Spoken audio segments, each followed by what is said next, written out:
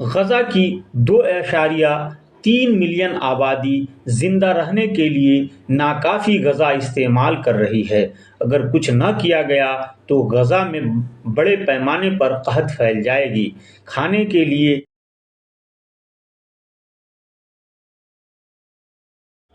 ظلم پھر ظلم ہے، بڑھتا ہے تو مٹ جاتا ہے، خون پھر خون ہے، ٹپکے گا تو جم جائے گا، خاک صحرا پہ جمے یا کف قاتل پہ جمے، فرق انصاف پہ یا پائے سلاسل پہ جمے، تیغ بیداد پہ یا لاشے بسمل پہ جمے، خون پھر خون ہے، ٹپکے گا تو جم جائے گا۔ السلام علیکم ورحمۃ اللہ۔ میں ہوں شہاب الدین ثاقب۔ خبر و نظر میں آپ کا ایک بار پھر سے استقبال ہے۔ اسرائیل کے بے رحمانہ وحشیانہ حملوں میں تباہ و برباد ہو چکے فلسطین کے شہر غزہ کو اب شدید بھوک مری، قحط اور غذائی قلت کا سامنا ہے۔ اسرائیل کے ظلم و بربریت پر حیرت کرنے والی دنیا تھک چکی ہے۔ وہ اب خود بھی حیران و پریشان ہے کہ آخر یہ کیا ہو رہا ہے۔ ان کی بے بسی صاف محسوس کی جا سکتی ہے۔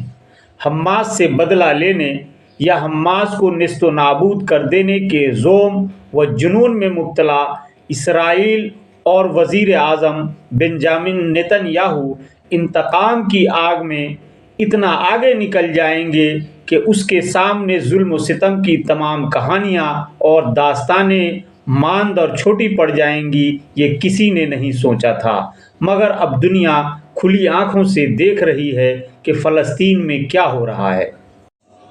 جمعرات 29 فروری کو بہادر اسرائیل نے بھوکے فلسطینیوں پر جو امداد کا انتظار کر رہے تھے اور ہزاروں کی بھیڑ جمع تھی، ان بھوکے اور نہتھے لوگوں پر حملہ کر دیا، جس میں 100 سے زیادہ لوگ دیکھتے ہی دیکھتے لقمہ اجل بن گئے اور ہزاروں افراد زخمی ہو گئے۔ افسوس کی بات ہے کہ جب حملے سے بچ کے لوگ ادھر ادھر بھاگنے لگے تو اسرائیلی فوج نے ان پر گولیاں برسانی شروع کر دی۔ کیا ایسا ظلم کسی نے دیکھا ہوگا؟ نہیں، ہرگز نہیں۔ اس کے علاوہ بھی روزانہ 100-150 بے گناہ اسرائیل کے حملوں میں ہلاک ہو رہے ہیں۔ غزہ پوری طرح سے کھنڈرات میں تبدیل ہو چکا ہے۔ وہاں ملبوں کے ڈھیر کے سوا کچھ موجود نہیں۔ سب کچھ تباہ و برباد ہو گیا ہے۔ نہ گھر بار، نہ اسکول و کالج، نہ اسپتال، نہ طبی مراکز، نہ عبادت گاہیں، کچھ بھی سلامت اور محفوظ نہیں۔ سب تہس نہس کیا جا چکا ہے۔ اسرائیل کے یہ حملے 5 ماہ سے مسلسل جاری ہیں۔ 30,000 سے زائد فلسطینی شہید ہو چکے ہیں۔ دنیا دنگ ہے، حیران ہے کہ ایک تنہا اسرائیل امریکہ کی مدد سے عرب ملکوں کو ہی نہیں، پوری دنیا کے انتباہ اور دھمکی کو ٹھینگا دکھا رہا ہے۔ اسے کوئی فرق نہیں پڑتا کہ کون گالی دے رہا ہے، کون ظالم کہہ رہا ہے، کون کیا کہہ رہا ہے اور کون کیا نہیں کہہ رہا ہے۔ کوئی فرق نہیں پڑتا۔ بس اپنے دھن میں اپنی ناک جو تقریباً کٹ چکی ہے اس کو بچانے کے لیے غزہ کے لوگوں پر زمین و آسمان سے بم برسا رہا ہے۔ مرنے والوں میں بچے، بوڑھے، مرد، خواتین، مریض، ڈاکٹر، جرنلسٹ، سماجی خدمتگار سب شامل ہے۔ اس بربریت کے خلاف پوری دنیا کے انسانیت اور حق نواز لوگ سڑکوں پر سراپا احتجاج ہیں۔ خود اسرائیل میں بنجامن نیتن یاہو کے خلاف لوگ مسلسل مظاہرے کر رہے ہیں، مگر اسرائیل کے وزیر اعظم پر اس کا کوئی اثر نہیں پڑ رہا ہے۔ آخر کیوں؟ اس آخر اور کیوں میں بھی ایک دو نہیں، بہت سے کیوں اور آخر شامل ہیں۔ اس میں عالمی برادری، عرب ممالک، اسلامی ممالک، عرب لیگ اور اسلامی تعاون تنظیم کی بے بسی، بے حسی سب شامل ہیں، اور ظالم ممالک کے ظلم کی داستانیں اور اس کے بھیانک نتائج بھی شامل ہیں۔ آج کے خبر و نظر میں ان سب پر تفصیل سے بات کریں گے اور یہ بھی بتائیں گے کہ آج غزہ کی جو حالت ہے، کیا اس کے لیے صرف اسرائیل یا نیتن یاہو یا حماس یا فلسطین ذمہ دار ہیں یا پوری دنیا؟ اقوام متحدہ، سلامتی کونسل اور عالمی عدالت انصاف میں کیا چل رہا ہے؟ کیوں اسرائیل جھکنے کو تیار نہیں ہے؟ اس ویڈیو کو شروع سے آخر تک دیکھیں گے تبھی بات مکمل سمجھ میں آ جائے گی، مگر اس سے پہلے چینل کو سبسکرائب کریں، اس ویڈیو کو زیادہ سے زیادہ شیئر کر کے مظلوم فلسطینیوں کا ساتھ دیں، کم سے کم اتنا تو ہم کر ہی سکتے ہیں۔ ظلم پھر ظلم ہے، بڑھتا ہے تو مٹ جاتا ہے، خون پھر خون ہے، ٹپکے گا تو جم جائے گا۔ ناظرین، سب سے پہلے آپ کو بتا دیں کہ اس وقت غزہ کی کیا حالت ہے۔ فلسطین کا یہ خوبصورت شہر غزہ، جہاں اسرائیل اور حماس کے درمیان جنگ جاری ہے، اسے 5 ماہ سے زائد ہو گئے ہیں۔ 30,000 کے قریب فلسطینی اس جنگ کی بھیٹ چڑھ چکے ہیں، جن میں زیادہ تعداد خواتین اور بچوں کی ہے۔ 7 اکتوبر 2023 کو حماس کے حملے کے بعد سے اسرائیل بلا ناغہ غزہ پر بم برسا رہا ہے۔ غزہ میں داخل ہونے والے تمام دروازے بند کر دیے گئے ہیں، جس کی وجہ سے امدادی سامان کی رسائی نہیں ہو پا رہی ہے۔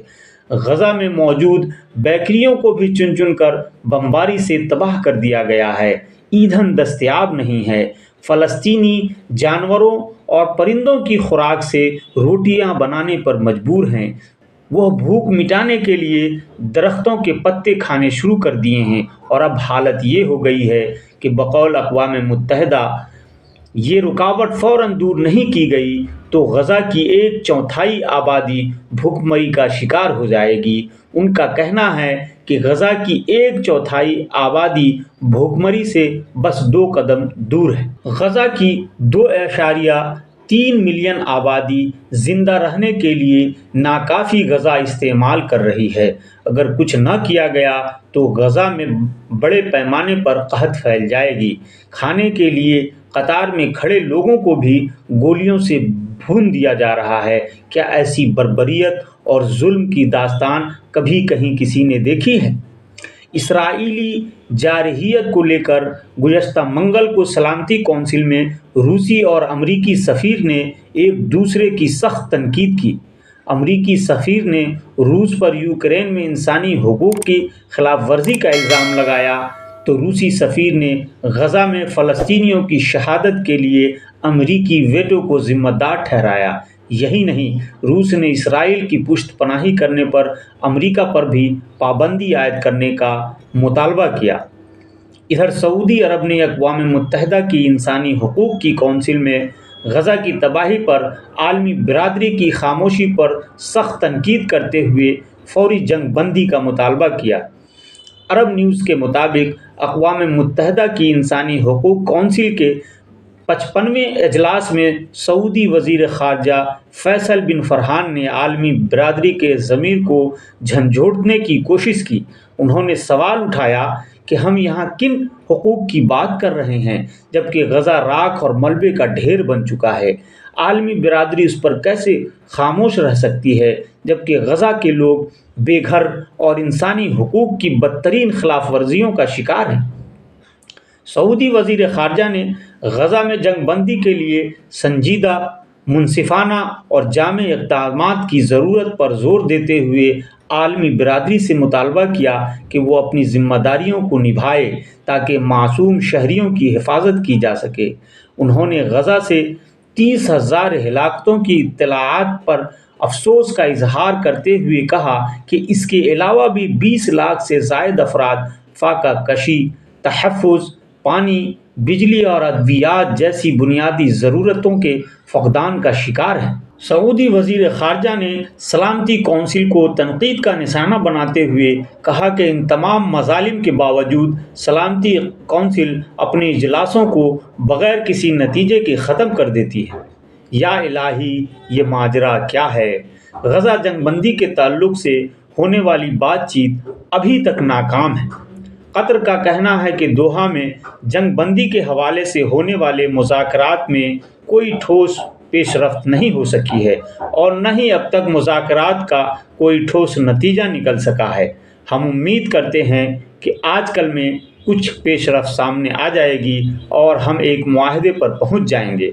ہم رمضان المبارک میں جنگ بندی تک پہنچنے کے لیے مسلسل کوششیں کر رہے ہیں۔ ان ایام میں یہودیوں کے بھی کچھ مذہبی تہوارات ہیں، اس لیے ہم تمام فریقین سے پرسکون رہنے کا مطالبہ کرتے ہیں۔ ادھر حماس کے رہنما اسماعیل ہانیہ کا کہنا ہے کہ اسرائیل سے بات چیت میں نرمی صرف فلسطینیوں کی جانوں کی خاطر ہے۔ حماس فلسطینیوں کے دفاع کے لیے پوری طرح سے تیار ہے۔ انہوں نے کہا کہ مسلم دنیا اور پڑوسی ممالک کی ذمہ داری ہے کہ وہ شمالی غزہ میں قحط کی اسرائیلی سازش کو روکے۔ ان کا کہنا تھا کہ اسرائیل کی جانب سے مسجد اقصی کا محاصرہ غزہ کے محاصرے کی طرح ناقابل قبول ہے۔ غزہ کی حمایت کرنے والی مزاحمتی قوتیں الاقصی کے لیے بھی اپنی جدوجہد تیز کر دیں۔ تعجب کی بات یہ ہے کہ 30,000 سے زائد فلسطینیوں کو قتل کرنے، ہلاک کرنے کے بعد بھی اسرائیلی فوج کا کہنا ہے کہ ہم غزہ کے لوگوں سے نہیں، حماس سے لڑ رہے ہیں۔ خبر و نظر میں آج اتنا ہی۔ اپنا بہت خیال رکھیں اور آنے والے مقدس مہینہ رمضان المبارک میں اپنی دعاؤں میں فلسطین کے مظلومین کو ضرور شامل کریں۔ اللہ ہی ہم سب کا حامی و ناصر ہو۔ اور ہاں، ہماری یہ ویڈیو آپ کو کیسی لگی کامنٹ باکس میں ضرور لکھیں۔ بہت شکریہ۔